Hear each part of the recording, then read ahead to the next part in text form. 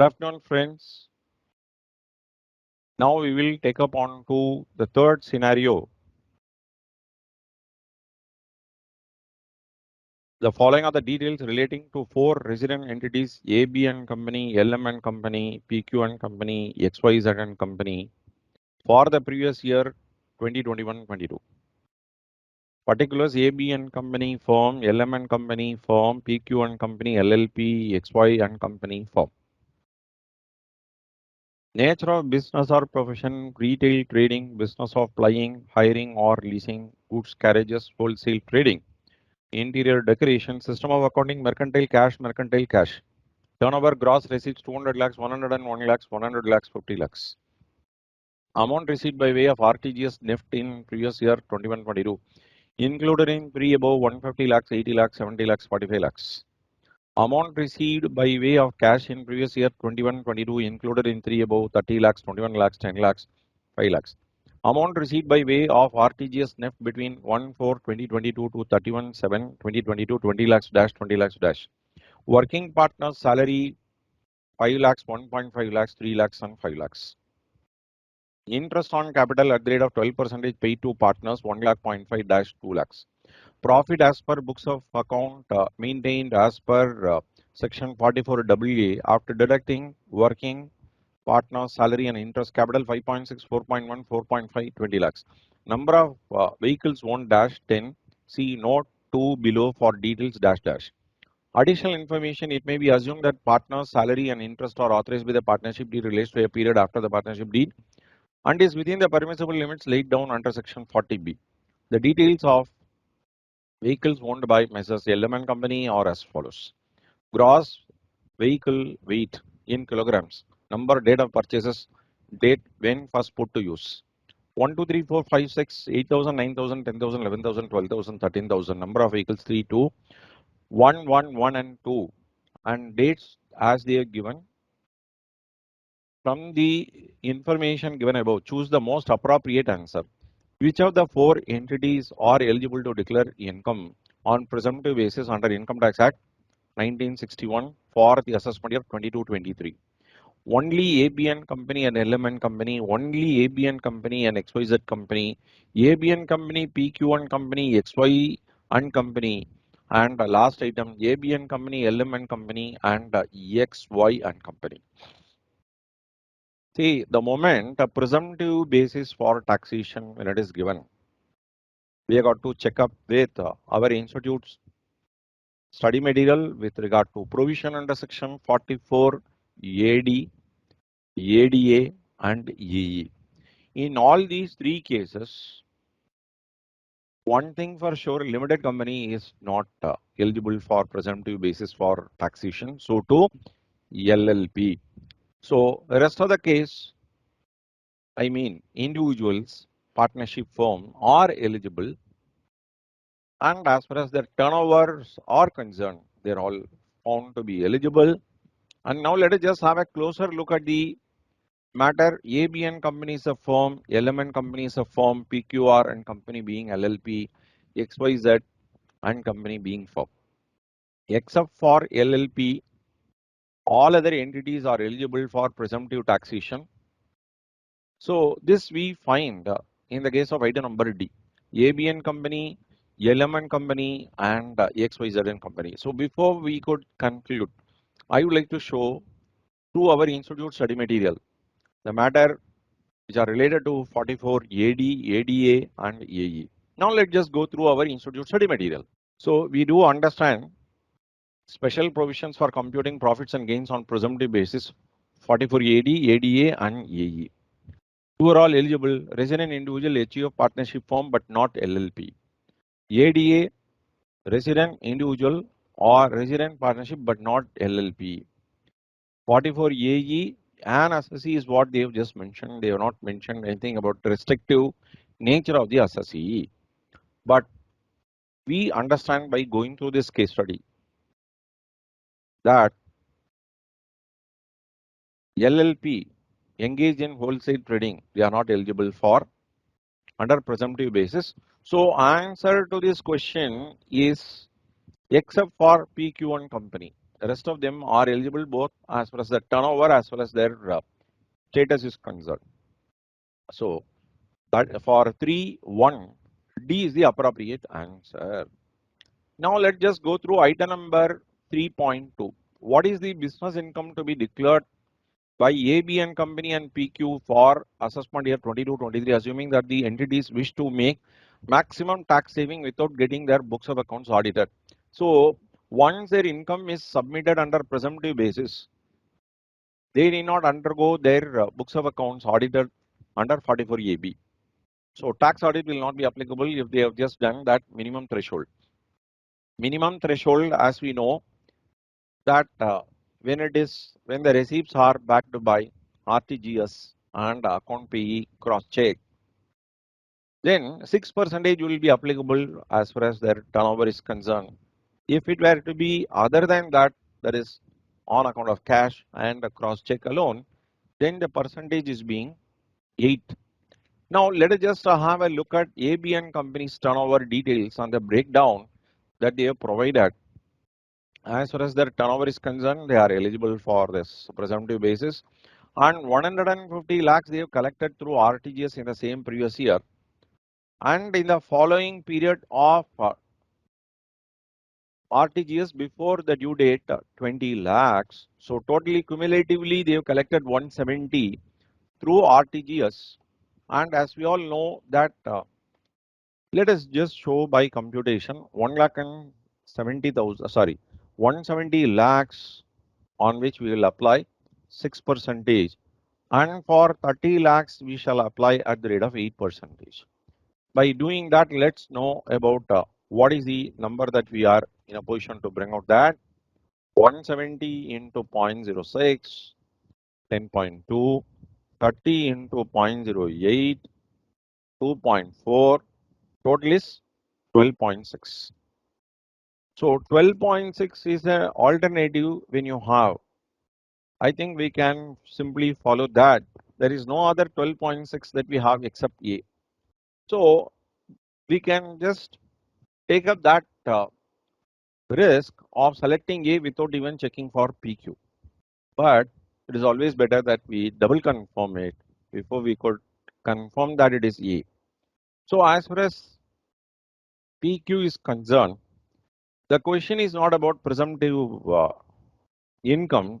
It is all about what is the business income to be declared. So therefore, we require the help for PQ and Company. For PQ and Company, since they are not eligible for presumptive basis, profit as per books of accounts after deducting towards working partner's salary and interest on capital, and what is just given is what we have got to take up. There is no other go that we have. So we can tell for sure that it is for 3.2 it is A, that is the appropriate alternative. Let's take up on to item number 3. What is the business income to be declared by LM and Company for assessment year 22-23, assuming that the firm wishes to make maximum tax saving without getting into books of account audited? 4,48,000, 6,36,500, 4,36,500, 4,10,000. Now let us just have a look at the basic information related to LM and Company. LM and Company is basically involved in business of plying, hiring or leasing goods and carriages. If you look at the provisions with respect to 44 AE given in our institute material and assessee, they have not restricted the assessee that assessee should be a resident individual or HUF or partnership. Nothing like that you have. But the only condition is that he should not have owned more than 10. That is, up to 10 it is fine. So, and it should be used for the purpose of plying, hiring, leasing goods carriages. And here we do have a classification of assets.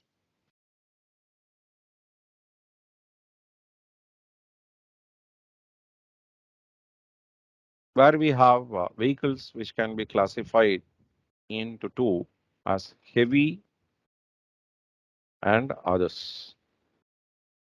What is to be considered as heavy and others? Let us have a look at the information what they are given.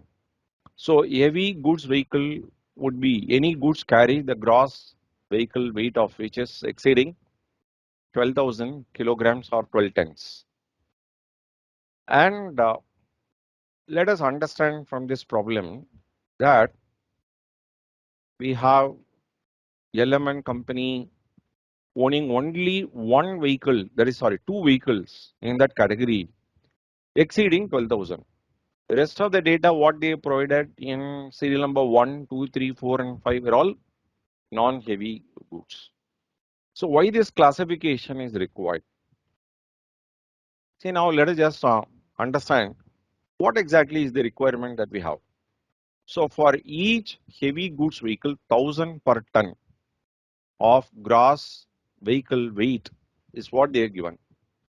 Or where you always see this is 1000 per ton for every month or part thereof. For each vehicle other than heavy goods vehicle, it is 7,500 per month or part of a month. So where the vehicle ownership is very important and not when it is put to use. So by having a look at the given case study, column date when first put to use will be of no importance to us. We should take into consideration for the first five based on the number of vehicles, whether it is 8,000 or 12,000 is not a matter because when they are not heavy goods vehicle, it will be based on number of vehicles per month. One and only when it is heavy weight, then it is based on the weight per month we should take up. Now let us just, and one more important thing that we should understand is that those who are covered under 44 AE, they can claim salary and interest as allowed under 40B from whatever they offer as income, which is not the case for those who are falling under 44 AD and ADA. Let me repeat, if an assessee is offering income under 44 AE under presumptive basis, from such income offered, the assessee can claim interest on capital and interest on capital and salary to partners as allowed under 40B, which you don't have it in other cases of 44 AD and ADA. So in this particular case, let us just understand as how we compute the income because that is the question that they have asked. Now let us just have a look at the question. What is the business income to be declared by Element Company for the assessment year 22-23, assuming that the firm wishes to make maximum tax saving without getting into books of account audited. Now for that purpose, what we require is the number of vehicles that they have and the number of months that they owned. So as far as the first item is concerned, we find the ownership starts from the month of May. So in April to March, only April will not be coming up. For 11 months, you will be finding that it is for 3 vehicles. So which are falling under second category, 2 vehicles from July, 2 months later. So it should be 9 months and the number of vehicles being 2. This is 1 month later. So this will become 8, 8 into 1. Next, this is 18 and this is 8. For fourth one, it is 1 month later. That means 7 months into 1, 7. Fifth one, this is 2 months later. 2 months later would mean this 5. 5 into 1, 5. The sixth one will have a different way of consideration. Now let us effect the total. It is 33 plus 18 plus 8 plus 7 plus 5. Let me repeat, 33 plus 18 plus 8 plus 12. Now let us just compute this. The last one is for 5 months. 5 into 1, 5. 7 into 1, yes. 71 into 7,500. This is coming to 71 into 7,500. 7,32,500. So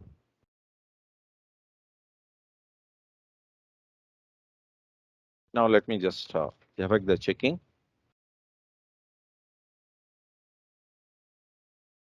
3 into 11, 2 into 9, 8 into 1, 7 into 1, 1 into 5. Okay. For the last category, it is 13,000 kilograms. For 1,000 kilograms, 1,000. So it is 13,000 we got to take up. That is 1,000 per ton into 2. For how many months? For 4 months. So 1,04,000 it comes to. How come 1,04,000? 13,000 divided by 1,000 into 1,000. The number of vehicles being 2 and for the number of months being 4 because we have to count it from December onwards. So part of the month would mean last day also will be counted as a month. So it is 13,000 into 8,04,000. Now let us effect the total 6,36,500. Then partner's salary, how much salary they have claimed? 1.5, 1,50,000. Then regarding interest, 0.5, 50,000.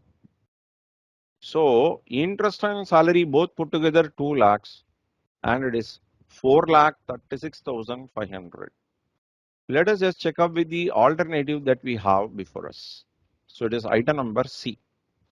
So item number C is the correct answer for the third part of the question.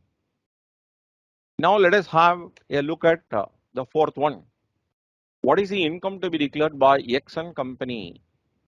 Sorry, X, Y and company under the head profits and gains from business or profession for assessment year 22-23, assuming that the firm wishes to make maximum saving without getting at books of account audited. 18 lakhs, 20 lakhs, 25 lakhs, 22.5.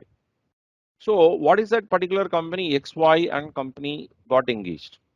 It got engaged into interior decoration, 50 lakhs threshold it had not crossed, and here the percentage that you got to offer is 50%. So 50% of 50 lakhs working out to 25 lakhs. Let us just check up the available alternative 18 lakhs, 20 lakhs, 25 lakhs and 22.5 lakhs.